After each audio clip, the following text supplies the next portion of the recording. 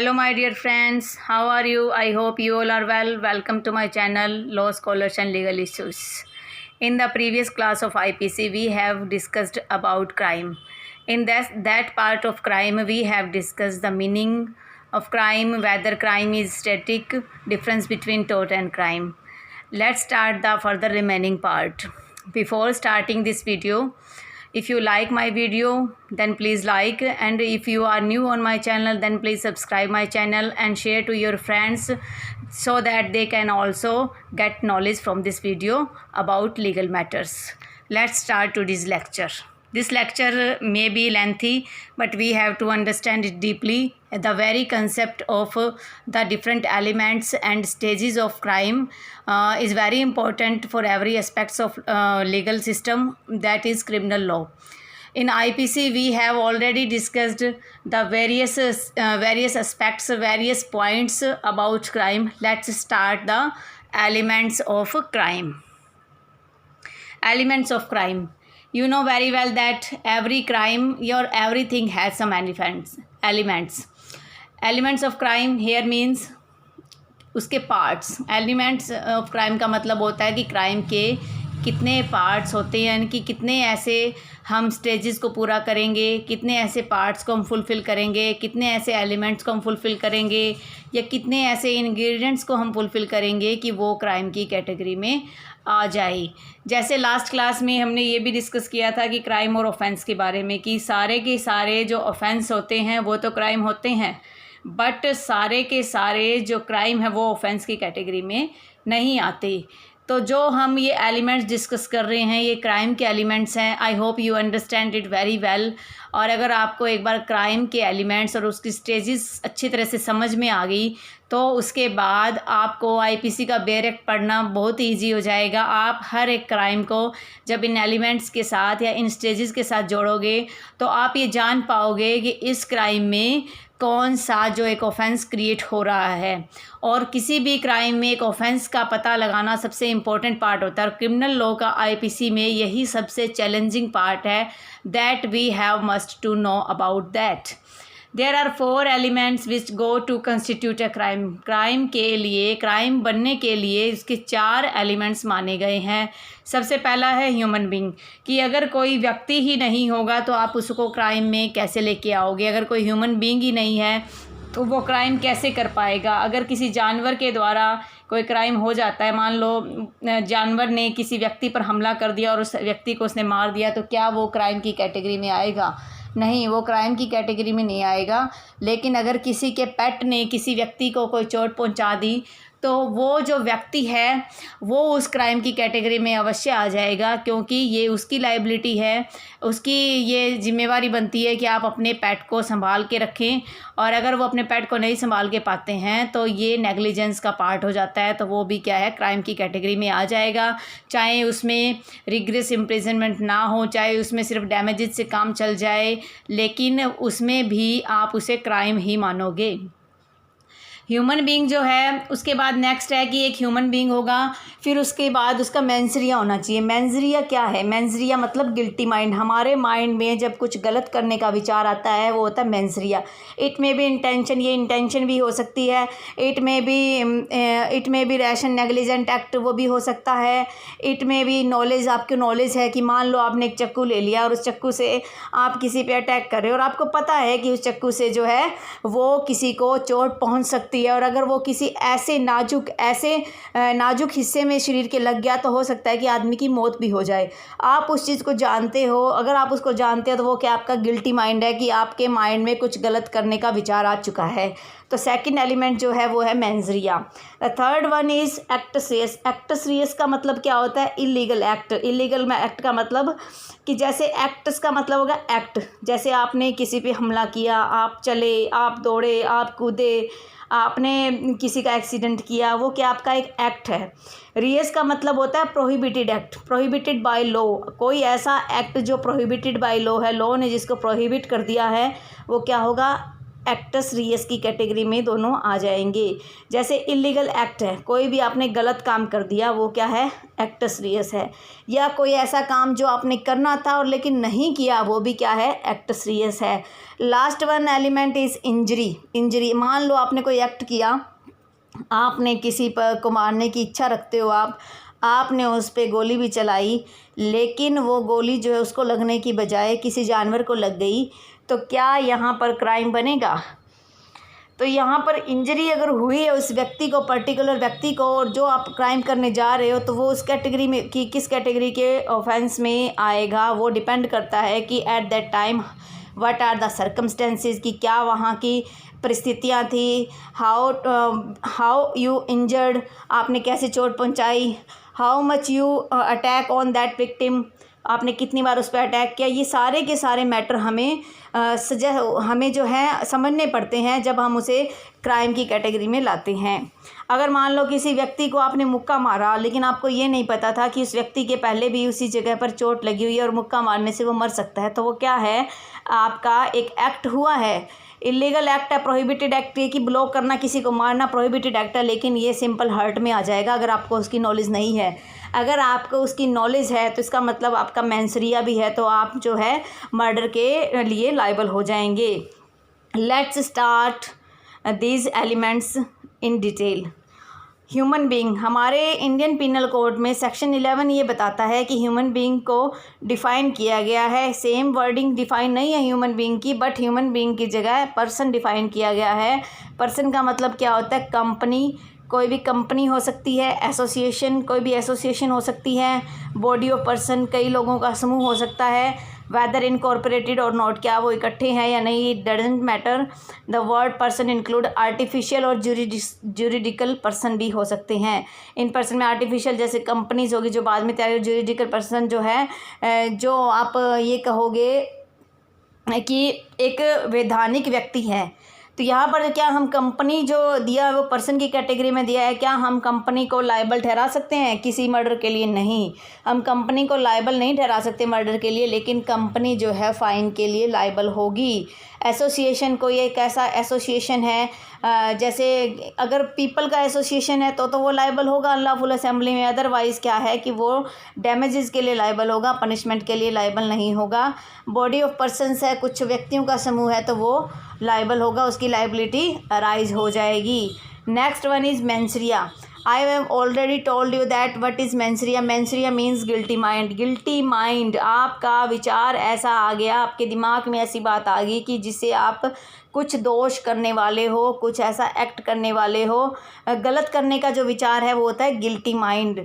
जो इसमें दिया हुआ है मेंसरिया और इविल इंटेंट। इविल क्या होता है, बुरा इंटेंट, विचार, आपका बुरा विचार, या गिल्टी माइंड कोई भी दोष या कोई भी गलत करने का आपका दिमाग। There can be no crime of any nature without mens rea और एन इविल माइंड। जब तक आपका मेंसरिया नहीं होगा, गिल्टी माइंड नहीं होगा, आपके मन में कोई क्राइम करने का विचार नहीं आएगा, तब तक उसको क्राइम नहीं माना जा सकता। हालांकि इसके कुछ एक्सेप्शंस भी हैं, वो हम तब डिस्कस करेंगे जब हम मेंसरिया को प्रॉपरली एक अलग लेक्चर में डिस्कस करेंगे। Every crime requires a mental element and that is considered as the fundamental principle of criminal liability. Criminal liability को अराइज करने के लिए जो मेंसरिया है, हमारा गिल्टी माइंड है, वो सबसे फंडामेंटल, सबसे इम्पोर्टेंट एलिमेंट है। अगर किसी का मेंसरिया ही नहीं है किसी काम को करने के लिए, तो हम उसे क्राइम की कैटेगरी में नहीं ला सकते। जब तक ये 4 एलिमेंट्स फुलफ़िल नहीं होंगे, आप किसी को क्राइम की कैटेगरी में नहीं लेके आ सकते। The basic requirement of the principal mensaria is that the accused must have been aware of those elements in his act which make the crime with which he is charged। इसका मतलब ये हुआ कि जब व्यक्ति ने कोई काम किया, उसके रिगार्डिंग एक प्रिंसिपल ये है कि वो अवेयर होना चाहिए, उसको इस बात की नॉलेज होनी चाहिए कि जो वो कर रहा है, जिसके लिए उसको चार्ज किया गया है, दोषारोपण किया गया है, तो उसके लिए उसकी नॉलेज ज़रूरी हो जाती है। ये जो हमारा मेंसरिया जो है वो प्रॉपरली एक मैगज़ीम पे डिपेंड करता है। आपको ये मैगज़ीम रटनी पड़ेगी, आपको ये मैगज़ीम याद करनी पड़ेगी, क्योंकि जब भी आप मेंसरिया और एक्टस रियस की बात करोगे, ये मैगज़ीम आपके लिए मोस्ट इम्पॉर्टेंट है। Actus non facit reum nisi mens sit rea, this is also a Latin maxim, क्योंकि जो भी मैगज़ीम है मोस्टली लैटिन मैगज़ीम ही है। विच मीन्स कि जो गिल्टी इंटेंशन है और guilty act, guilty intention mean mens rea और guilty act actus reus. Together constitute a crime, दोनों मिलकर एक क्राइम करते हैं, क्राइम को बनाते हैं। It comes from the maxim that no person can be punished in a proceeding of criminal nature unless it can be shown that he had a guilty mind. किसी भी व्यक्ति के खिलाफ किसी भी आपराधिक प्रकृति के जो अपराध की जो कैटेगरी है, उस अपराध के अंदर तब तक उसकी प्रोसीडिंग नहीं हो सकती जब तक उसका गिल्टी माइंड उसमें शो ना होता हो। लेकिन जो गिल्टी माइंड है वो प्रूव करना भी बहुत डिफ़िकल्ट हो जाता है, लेकिन हमें करना पड़ता है। इसीलिए कुछ कैटेगरीज डिसाइड की गई है कि आप गिल्टी माइंड को कैसे प्रूव करोगे। अगर किसी ने इंटेंशनली काम किया, इंटेंशन है उसके काम करने के पीछे उसकी इंटेंशन है कि मुझे ये काम करना है, मोटिव नहीं है। मोटिव डिफरेंट चीज़ है। मोटिव का मतलब होता है कि मुझे किसी उद्देश्य से करना है। एक तो मैंने किसी व्यक्ति को वैसे मारना है कि मैंने उसको मारना है, बस मेरा कोई उसमें लालच नहीं है, मेरी कोई ऐसे कोई उसमें ये इस चीज़ का लालच नहीं है कि उसको मैं मार दूं तो मुझे प्रॉपर्टी मिल जाएगी, या उसको मारने से मुझे धन की प्राप्ति हो जाएगी, या उसे मार के मेरे को मोबाइल मिल जाएगा। तो ये क्या हो जाएगा, मोटिव हो जाएगा। तो मोटिव और इंटेंशन जो है दोनों अलग अलग चीज़ है। मोटिव जो है मैंने इसमें नोट जरूर किया है, लेकिन ये मेंसरिया की कैटेगरी में नहीं आता। इसको मैंने सिर्फ आपको एक डिफरेंस बताने के लिए, what is intention and what is motive. Intention mean आपका गिल्टी माइंड, आप कुछ गलत करना चाहते हो कि मैंने उसके साथ गलत करना है, मैंने उस व्यक्ति को मारना है, आपको ये नहीं पता आप क्यों मार रहे हो, लेकिन वो उसके पीछे आपका रीज़न भी है कि अगर उस व्यक्ति को मैं मार देता हूँ तो मुझे प्रॉपर्टी मिल जाएगी। जो वो रीज़न है वो क्या है, मोटिव है। जो इच्छा है उसको मारने की, डिज़ायर है, वो क्या है, इंटेंशन है। इसको भी मैं आगे जब मेंसरिया का इंटेंशन का जो पार्ट डिस्कस करूँगी उस टाइम मोटिव और इंटेंशन के बीच में आपको जो बेसिक डिफरेंस है वो मैं बता दूँगी। और एक बार अगर बेसिक डिफरेंस आप क्लियर कर लेते हो उसके बाद आपको बार बार डाउट नहीं होगा। जब भी मोटिव की बात आई आप समझ जाओगे कि हाँ उसके पीछे मोटिव क्या मतलब, उसका क्या बेनिफिट है, क्या फ़ायदा मिल रहा है। और इंटेंशन की बात जब मैं करूँगी तो आप समझ जाओगे इंटेंशन का मतलब उसकी डिज़ायर, उसकी इच्छा। फिर नॉलेज, मान लो किसी व्यक्ति को कोई काम करने की नॉलेज है कि ये चक्कू अगर मैंने उसको मारा तो ब्लड आएगा ही आएगा, और अगर इसको मैंने सीवियर इंजरी 3-4 बार दी तो वो मरेगा ही या मर सकता है। या मान लो किसी ऐसे व्यक्ति के आपने कनपट्टी के ऊपर, माथे के ऊपर यहाँ गोली लगाई है, पिस्तौल लगा दी है और उसको चला दिया है। इफ़ अगर फायर कर देते हो आप उसमें गन में से उस गोली को, तो क्या है, वो तो डायरेक्ट मर्डर का केस है। तो यानी कि उसको आपकी उस बारे में आपकी नॉलेज थी। रीज़न टू बिलीव, आपके पास बिलीव करने के लिए एक रीज़न है कि अगर ये काम हो गया तो वो आदमी जो है उसको नुकसान होगा। मान लो आप कोई व्यक्ति जा रहा है और आपको पता है कि अगर आप गाड़ी से उसे ठोक दोगे तो आपके पास इस चीज़ को बिलीव करने के लिए रीज़न है कि वो मर सकता है, तो वो क्या है, वो भी मेंसरिया कैटेगरी में आ जाएगा। रैश एंड नेग्लिजेंट एक्ट क्या होते हैं? रैश एंड नेग्लिजेंट ड्राइविंग सुनी होगी। रैश का, नेग्लिजेंट तो हो गया लापरवाही। रैश का मतलब ओवर कॉन्फिडेंस, आप इसे मान सकते हो। नेग्लिजेंट का मतलब आपने लापरवाही की कि हाँ कोई व्यक्ति खड़ा है पास में और आपने ऊपर से कुछ फेंका और आपको पता है कि वो गिरेगा तो लगेगा, लेकिन इतना आपको पता ज़रूर है, लेकिन आपने नेग्लिजेंटली एक्ट कर दिया। आपको ये लगा कि वो साइड में हो चुका और आपने वहाँ पे डाल दिया, नेग्लिजेंट है, लापरवाही आपने कर दी कि आपको देखना चाहिए था कि क्या कोई व्यक्ति वहाँ खड़ा है या नहीं। रैश का मतलब है, जैसे ज़्यादातर ये जो है ड्राइविंग के मामले में आता है, जब ड्राइव कर रहा होता है ना कोई, वो सोचता है मैं तो यहाँ से कट मार के इस गाड़ी को पार कर जाऊँगा, वो उसका क्या है, ओवर कॉन्फिडेंस है, वो क्या है, रैश में आ गया। तो मैलिग्नेंटली का मतलब होता है कि आपके अंदर मैलिग्नेंट है, गलत द्वेष भावना से आप कोई काम करते हो। वांटेंटली का मतलब है कि आप जो है किसी चीज़ की अनदेखी कर रहे हो, किसी चीज़ को आप प्राप्त करना चाह रहे हो और उस चीज़ के लिए जब आप कोई एक्ट कर देते हो तो वो क्या हो गया, आपका मेंसरिया हो गया। अब हम करेंगे actus reus. The third element is actus reus. The third essential element of a crime is actus reus. Actus means act, reus means prohibited by law and made punishable by law. Other words, some overt act or illegal omission must take place in pursuance of the guilty intention. Actus reus is the manifestation of mensaria in the external world. Professor Kenny was the first writer to use the term actus reus. He has defined the term as such result of human conduct as the law seeks to prevent. तो इसमें क्या कह रहा है कि acts क्या है, कोई भी एक्ट हो सकता है आपका, भागना, दौड़ना, बोलना। और रियस क्या है, प्रोहिबिटेड बाय लॉ और made punishable by law. It was already discussed.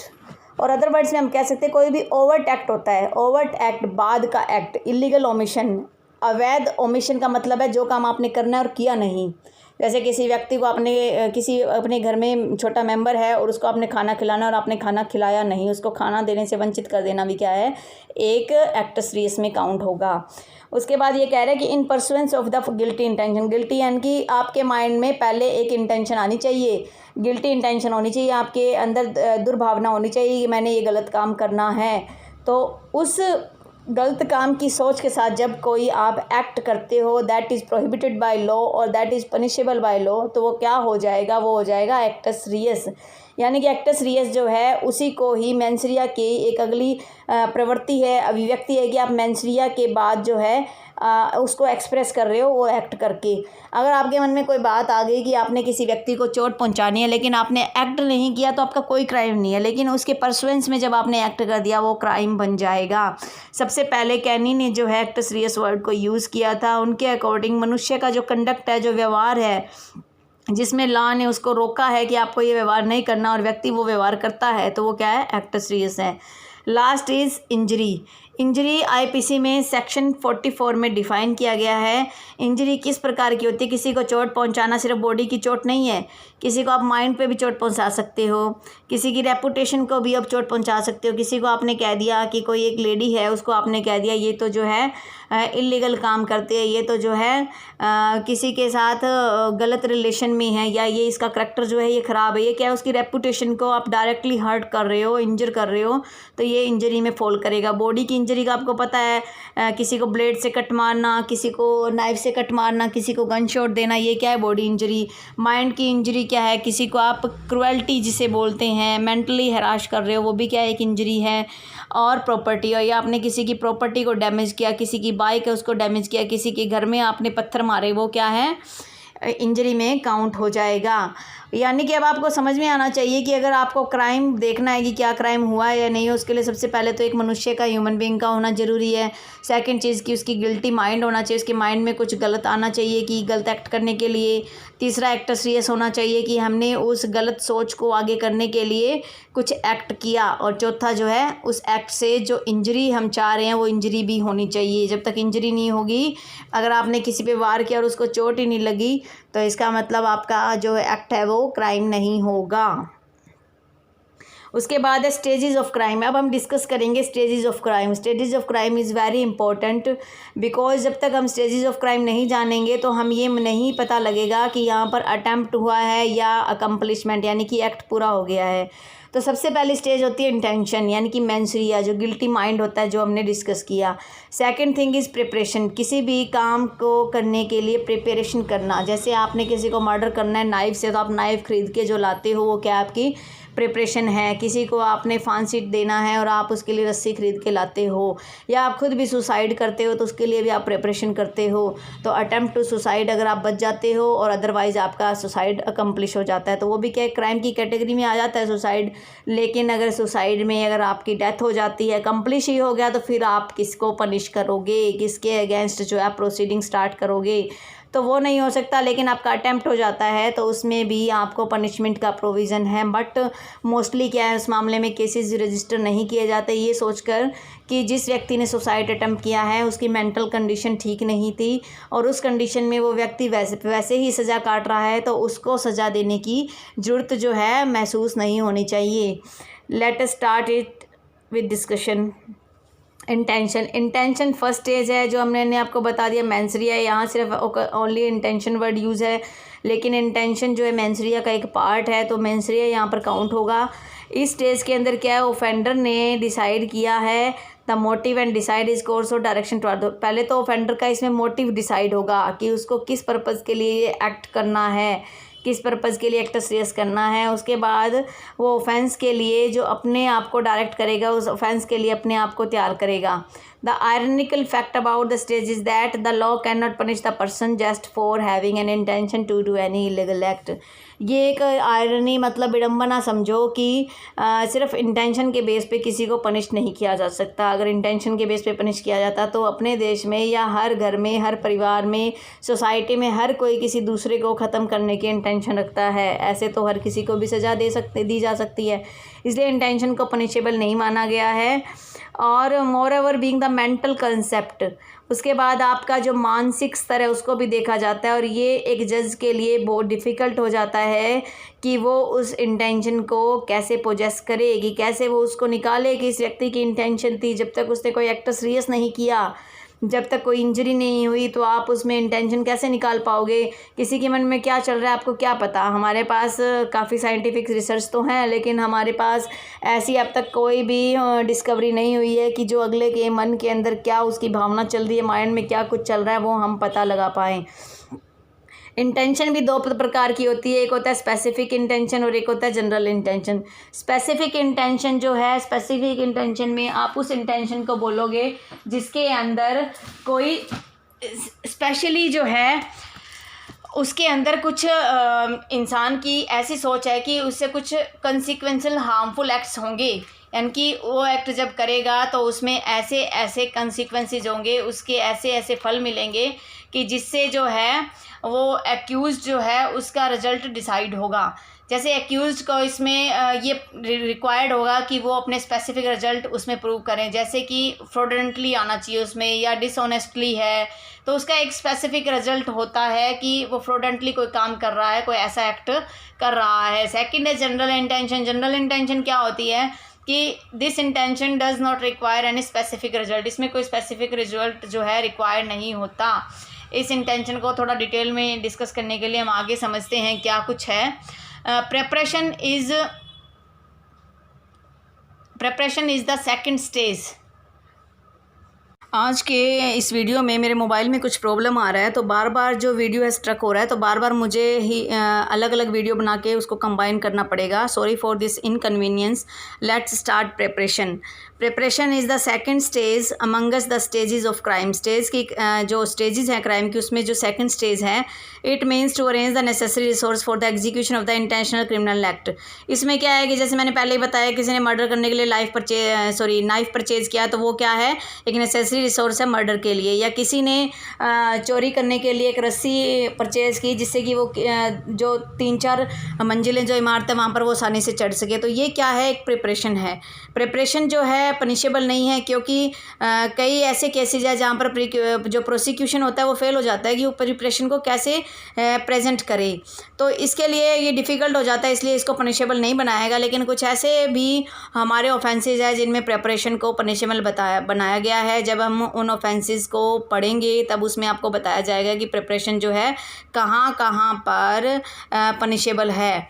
और वैसे एग्जांपल आप देख लीजिए। For instance, if a person is having a loaded pistol, एक व्यक्ति के पास लोडेड पिस्टल है और it may have the intention है सेल्फ डिफेंस का और to kill some other person, दूसरे व्यक्ति को मारने का। Mere having loaded pistol does not frame any charge. सिर्फ लोडेड पिस्टल अपने पास रखना ही कोई चार्ज क्रिएट नहीं करेगा जब तक उसके साथ मेंशरिया उसमें ऐड नहीं होगा। लेकिन अगर आपने ये कभी सुना हो कि जब हम देश के खिलाफ कोई भी ऐसा एक्ट कर रहे हैं जिसके लिए प्रिपरेशन कर रहे हैं या कॉन्स्पिरेसी कर रहे हैं, वो क्या है, पनिशेबल होता है, तो प्रिपरेशन भी पनिशेबल होगा। प्रिपरेशन कौन कौन से मैटर में पनिशेबल हैं? These are the some offences at that जो प्रिपरेशन है वो पनिशेबल है। फर्स्ट जो ऑफेंस है वो है preparation to wage war against the government के अगेंस्ट। अगर आपने कोई ऑफेंस किया है वो भी पनिशेबल हो जाएगी प्रिपरेशन। और अगर आपने जो पीस है गवर्नमेंट ऑफ इंडिया के अगेंस्ट, टेरिटरी में पीस को आपने डैमेज किया या शांति भंग करने का प्रयास करते हो, उसके लिए कुछ तैयारियां कर रहे हो, तो वो भी क्या है, पनिशेबल है। और अगर आप डकैती करने जा रहे हो, उसके लिए आपने कुछ प्रिपरेशन करी है, तो वो भी पनिशेबल है। या काउंटरफिट कॉइन्स बनाने के लिए या गवर्नमेंट की स्टैंप बनाने के लिए जो फोर्जरी के काम आप कर रहे हो, धोखाधड़ी का जो काम कर रहे हो, वो भी जो है पनिशेबल है।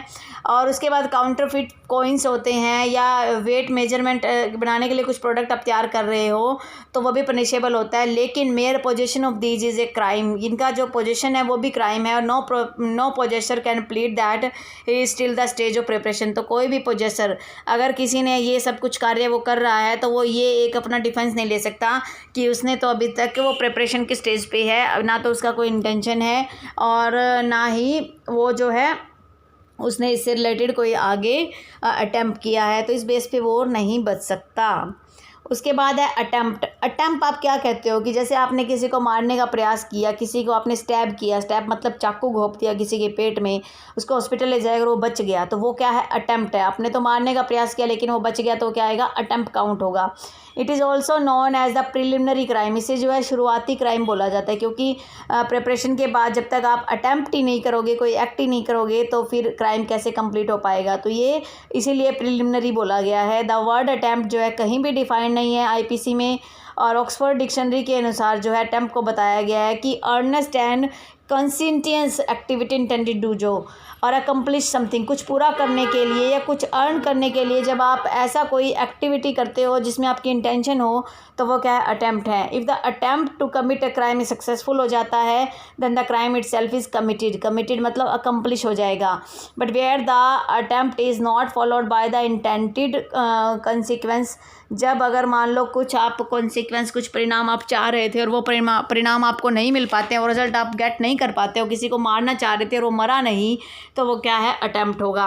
आईपीसी में जो है कुछ एक ऐसे ऑफेंसेस हैं जो अटेम्प्ट के टाइम पे भी पनिशेबल हैं, जैसे 121 है, 124, 124, ये कुछ सेक्शन आप वैसे माइंड में कर लेना, लेकिन इनको जब डिटेल में पढ़ेंगे तब अच्छे से मैं समझाऊंगी। वैसे ये जो सारे के सारे सेक्शन है ये सारे इंपॉर्टेंट है, पॉइंट किस पॉइंट ऑफ व्यू से? प्रिलिमिनरी पॉइंट ऑफ व्यू से। और ये आपको पता भी होना चाहिए कि कौन कौन से सेक्शन जो अटेम्प्ट की स्टेज पे पनिशेबल होते हैं। उसके बाद अटेम्प्ट में आगे बता रखा है कि वो तो स्पेसिफिक प्रोविजंस है जो अटेम्प्ट के लिए पनिशेबल है। उसके बाद है 307 का स्पेसिफिक प्रोविज़न दिया हुआ है अटेम्प्ट के लिए, 308 दिया हुआ है, 307 आपको पता है अटेम्प्ट टू मर्डर, और attempt to commit culpable homicide 308, attempt to commit robbery 393 में। उसके बाद है attempt to commit suicide is punishable under section 309, और 309 में अगर आपने सुसाइड अटेम्प्ट किया उसके लिए पनिशेबल है।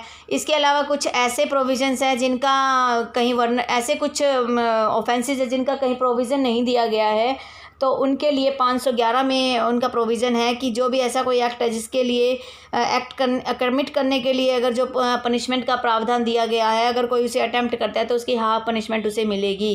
जैसे आप एग्जांपल देखिए, A makes an attempt to pick the pocket of Z by thrusting his hand into जेड्स पॉकेट।